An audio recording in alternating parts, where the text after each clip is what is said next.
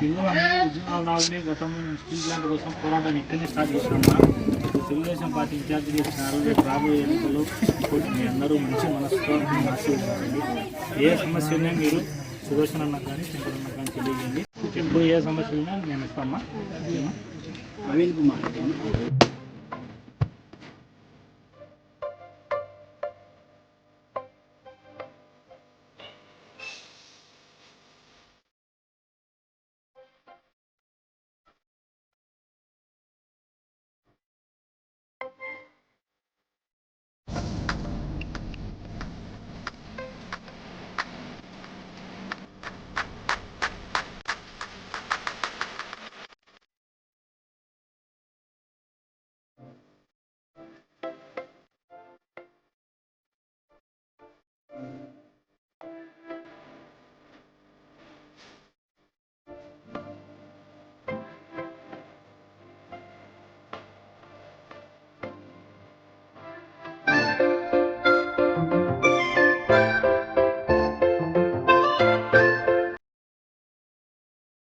Telugu Desam party జాతీయ అధ్యక్షుడు నారా చంద్రబాబు నాయుడు గారు మరియు మా యువ నాయకుడు జాతీయ ప్రధాన కార్యదర్శి నారా లోకేష్ గారి అనుగుణంగా వారి అడుగుజాడల్లో నడుస్తూ తెలుగుదేశం పార్టీ ప్రొద్దుటూరు నియోజకవర్గంలో బలోపేతం చేసేదానికి భవిష్యత్తులో జరగబోయే ఎన్నికల్లో తెలుగుదేశం పార్టీ జెండా ఎగరేసే దానికోసం తెలుగుదేశం పార్టీ జన చైతన్య యాత్ర తెలుగుదేశం పార్టీ ప్రభుత్వ హయాంలో ఉన్నప్పుడు ఎటువంటి పథకాలు వచ్చేవి, ఏ రకమైన లాభాలు జరిగేవి, ఇదే వైఎస్ఆర్ కాంగ్రెస్ పార్టీ ప్రభుత్వం వచ్చిన తర్వాత అవినీతి ఎట్లా పెట్టేగిపోయింది, తర్వాత ఈ ఇసుక మాఫియాలు కానీ ఈ అక్రమ సంపాదనలు ఈ దౌర్జన్యాలు ఇటు దళితుల మీద అయితేనేమి ఇటు రైతులు పడుతున్న కష్టాలు ఈ రకంగా వైఎస్ఆర్ కాంగ్రెస్ పార్టీ ప్రభుత్వం వచ్చిన తర్వాత నుంచి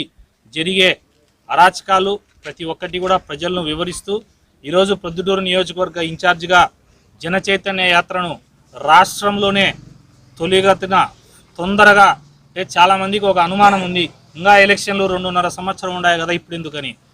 2.5 సంవత్సరం ఎలక్షన్లు ఉన్నప్పుడు 6 నెలల ముందు వచ్చేవాడు ఎప్పుడైనా నా దృష్టిలో నాయకుడే కాదు.